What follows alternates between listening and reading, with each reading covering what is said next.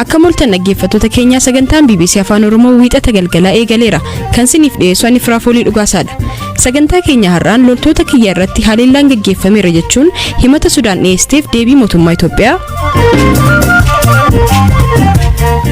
Dorgommii Igaad irratti walaloo fi hojiiwwan artii biroo qopheessuun dargaggoo injifate jaatanii boonayyaa waliin turtii taasifne. Gurraachaaf adii gidduu yoo fedha hadiisa akka uumame seentakka uumamoota cufaafu nageenyi jireenya. Gosti koronaa vaayirasii haaraa Omikron jedhamu argamuun booda yaaddoo uumameen biyyootiin daangaa cufachuu. Akkasumas gabaasa ispoortii dabalatee odeessaalee addunyaa gaggabaaboo qabannee jirra. Hanga xumuraatti nu waliin tura.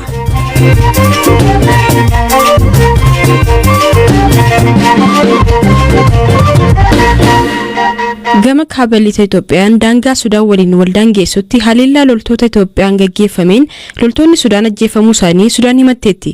Mootummaan Itoophiyaa garuu daangaa kana irratti finciltoota Tigraay lo'anii biyyattii seenan rukute malee loltoota Sudaan irratti haleellaa hin banne jechuun deebii kenneera. Ammayyuu taanaan gabaasa dabalataa qaba. Waraanni Sudaan ibsa gaafa sanbata darbe baaseen waraanni Itoophiyaa fi milishaan waliin ta'uun daangaarratti loltoota kiyya irratti haleellaa raawwatanii miidhaa geessisaniiru jechuun ibseera. Ta'us miidhaan dhaqqabe hammas jedhee ifatti hin dubbanne. Himannaan akkanaa gama Sudaan yeroo dhiyaatu kun kan jalqabaa miti. Baatii fulbaana darbees Sudaan waraanni Itoophiyaa daangaa cabsee natti seena jechuun himattee turte. Yeroosis mootummaan Itoophiyaa himannaa kana balaaleffateera. Waraanni Sudaan ibsa baaseen waraanni Itoophiyaa fi milishaan Alfashagaa Alsugaaritti haleellaa banuun ajjeechaa raawwateera jedheera. Humnoonni keenya haleellaa kana ofirraa qulataniiru. Kanneen haleellaa raawwatan irratti lubbuu namaa fi qabeenya irratti miidhaa geessisneerra jechuusaa Reuters gabaaseera. Reuters madda waraanaa eeruun akka gabaasetti loltoonni Sudaan ajjeefaman 6dha. Ta'us gabaasaaleen kanneen du'an 2dha jedhu. Miidiyaan Turkii Anaadoluu madda eeruun akka gabaasetti waraanni Sudaan ajjeefaman 2dha. Kan madaanis akka jiran gabaase. Dabalataanis maddi kun Sudaan Tribune waabeeffatee akka gabaasetti Itoophiyaan midhaan qonnaan bultoonni naannoo Amaaraa facaasan akka sassaaban tumsuuf akkasumas finciltoota Tigraay danquu fi tarkaanfii kana kan fudhattee jedheera. Dhimma kana irratti deebii kan kennan ministeerri deetaan ministeera tajaajila kominikeeshinii mootummaa Itoophiyaa aadde Salaamaawit Kaasaa gama Sudaaniin irra deddeebiin finciltoonni Tigraay gara Itoophiyaa seenuuf ni carraaqu jedhan. Itoophiyaan hariiroon biyyoota lamaanii akka miidhamuu akka hin barbaanne simaniiru. ከሰሞኑ በተለይ በሱዳን በኩል ሰርገው የገቡ eenye kana keessumaa karaa Sudaaniin seenuun gartuuleen humna balleessaa kana uummata irratti miidhaa geessisuuf yeroo yaalanitti mootummaan tarkaanfii fudhachuun isaan yaadatama. Kana garuu miidiyaaleen adda addaa karaa dogoggora ta'een yommuu gabaasan agarreerra.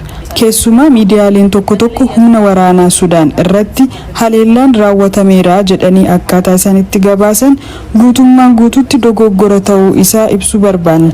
Gartuun shororkeessaa Itoophiyaa diiguuf hidhatee kee Sudaaniin bakka itti dhokatu akka hin goonee fi darbeeyyuu miidiyaalee tokko tokko irraa hariiroo biyyoota lamaanii summeessuu fi balleessuuf jecha gabaasaaleen ba'an kunneen biyyoota lamaan miidhuuf kan ka'an ta'uu isaanii hubannoo keessa galchuun mootummaan Itoophiyaa kun hariiroo biyyootii lamaanii irratti dhiibbaa uumuu akka hin dandeenye guutummaatti akka amanu ibsuun barbaada. ጫና እንደማያሳድር ያለውን እምነት መግለጽ እወዳለሁኝ። Waggoota dheeraaf qonnaan bultoonni Itoophiyaa lafa qonnaaf mijatuu fi Alfashagaa jedhamu qotataa turan.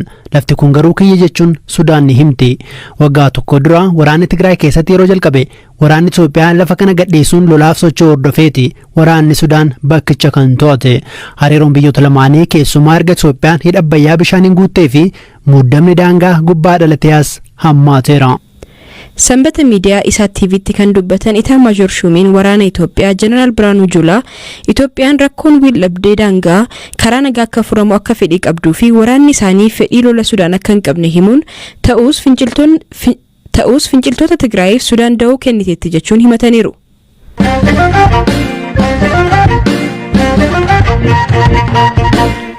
Pireezidaantiin Afrikaa Kibbaa Cyril Ramaphosa sababa gosa vaayirasii COVID-19 haaraa Omikron jedhamuun biyya isaaniitti argame wal qabatee dhorka imalaa biyyattii fi biyyoota ollaa irratti fudhatame balaaleffataniiru. Biyyoonni akka UK, Gamtaa Awurooppaa fi Ameerikaan kanneen dhorkaa imalaa kaan keessatti kan argaman yoo ta'u, gosti vaayirasichaa Omikron jedhamu kun gosa baay'ee yaaddeessaadhas jedhameera. Eliyaas Mulgeessaa gabaasa dabalataa qaba. Gosti kooronaavaayirasii haaraa Omikron jedhamu kun jalqaba baatii kanaatti Afrikaa kibbaa keessatti argamuun torban darbe dhaabbata fayyaa addunyaatti gabaafame. Gosti vaayirasii haaraa kunis Afrikaa kibbaa bulchiinsa Hawteen keessatti torbanoota lamaan darban keessa mul'achuun amma bulchiinsota biyyattii hundatti faca'eef ka'umsa jedhameera.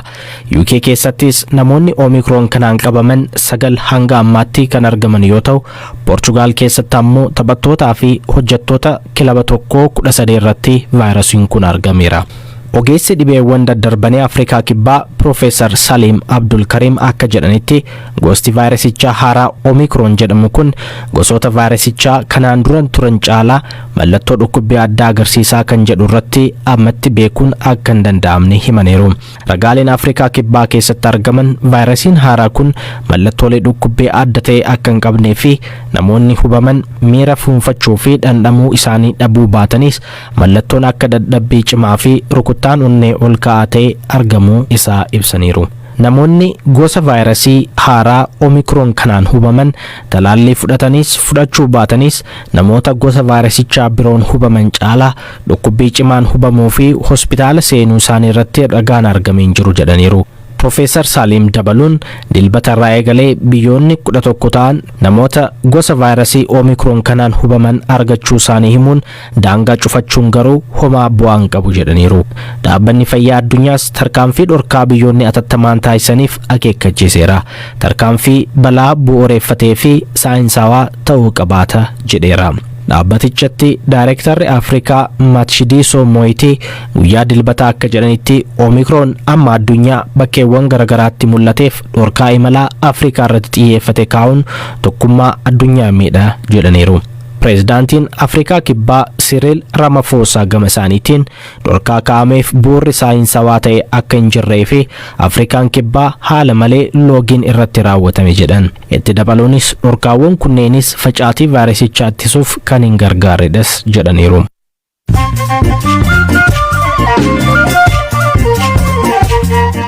Dhaggeeffattoota keenya amma odeessaalee addunyaa gaggabaaboon isin biraan ga'a. Daandiin qilleensaa Yuugaandaa kuruphisa nyaataaf qophaa'ee xiyyaara balali'aa jiru keessatti gurguramaa ture dhorkeera. Gochi kun gabaaf jecha imaltoota hokkoraa hin malleef saaxila jechuunis daandiin qilleensaan kun kan hime yoo ta'u, hojjettooti isaa hojii irraa dhorkaman akka jiranis miidiyaaleen biyyattii gabaasaniiru. Lammii Ameerikaa Mizuuriitti sobaan namoota 3 ajjeeseera jedhamuun himatamee hidhaa waggoota 42 booda tibbana gadhiifame Kevin Stickland jedhamu deeggaruuf namoonni doolaara Ameerikaa miliyoona 1.5 walitti qabani. Kevin umurii ganna 62tti kibxata darbe hidhaarraa kan gadhiifame yoo ta'u, umurii ganna 18 yommuu to'annoo jala oolfame irraa kaasee yakka sana hin raawwanne jechuun nama qulqulluu akka ta'e falmataa tureera. Taanzaaniyaatti bulchiinsa walabaa kan taate Zanzibar keessatti namoonni foon qocaa summaa'aa sooratan 7 du'anii 24 ammoo wal'aansaaf hospitaala galuun gabaafame. Foon qocaa hawaasa qarqara garba Indiyaa jiran biratti nyaata beekamaa ta'us gosti amma namoota balaa kanaaf saaxile gosa summii qabu akka ta'e amanama.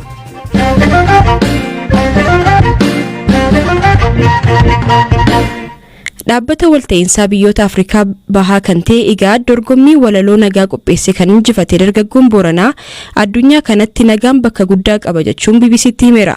Yuunivarsiitii Diillaatti barsiisaa kan ta'e Jaatanii Boonayyaa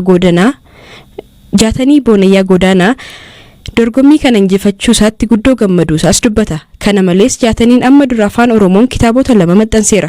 Waa'ila kiyyaa Eeliyaas Mulgeetaatu dubbise.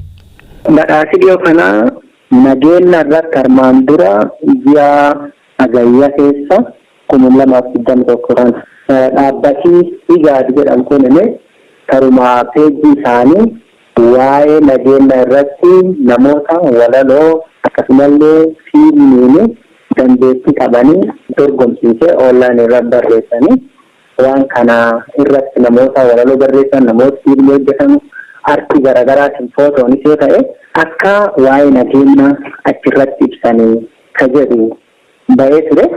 Amilleen linkii isaanii kana hordofee achirratti hirmaadhe walaloo waan nageenya kanirra barreesse waan kana hin ergee indedheeyyu amilleen irraan fadhee kun taa'e deebii garjiyaa agreessoo garji shaneessoo deemuu dirru Deemuun kan ammoo imeeliin waan sanirratti injifashanii jirtanii rikoogineeshinii akkan argatanii jedhu argine. Xiqqaatti guddatu maallaqaa fi waraqaa beekamtiiti wanni waliin jira. Dhaabbatichi kuni deebii akkamii isinii kenne? Inni waan jedhu kennaa kana beekamtii kan kasan jajjabeessinuuf namni yeroo ammaan kana nageenyi waan guddoo dansaati. Namni ammoo hayma waan nageenya irra yaada kana qabaachuu waan akka malee guddaati. Hapheeni kan karaa nageenya waan kan gootan waan akka malee jajjabeeffamuu qabu. Akka biyya kanaatti ammoo namni biyya keenya kun waan akkanaatu irratti hirmaatu yeroo hedduu mul'atu. Kanaaf wanni kun waan jajjabeeffamuu qabaati. Isaan namumata karaa hawaan kana biyyatti kan keessa tolcheedhani. Walaloon isin dhiyeessitan kuni haala biyya keessa jiruun wajjin wal qabsiistanii hagam barbaachisaadha jettanii yaaddu? Biyya Afrikaa yookaan Itoophiyaa kan Oromiyaa akkas keessaa diqqeessee hin jedhu walaloo walitti qaba.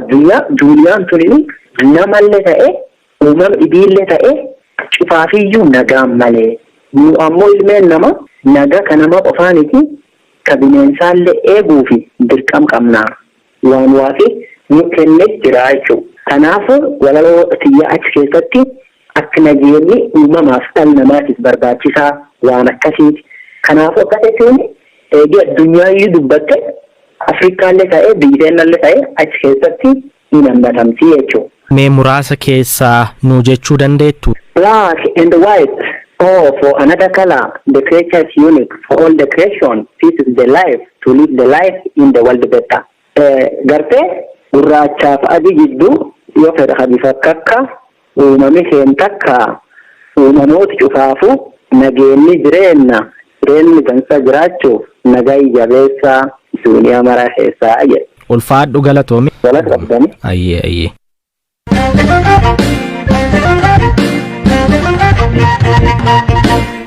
Odeessa keenya xumuraan ammoo oduun ispoortiin isinitti hima. Dorgommiin Piriimeer Liigii Ingilizii guyyoota dhuma torbee kaleessaa fi dheengadda taphatamaniiru. Taphoonni gariin haalli qilleensa hamaa fi cabbiin utuma bu'uu gaggeeffamanis sababuma kanaan taphni haqamees tureera. Eeliyaas Mulugeeta.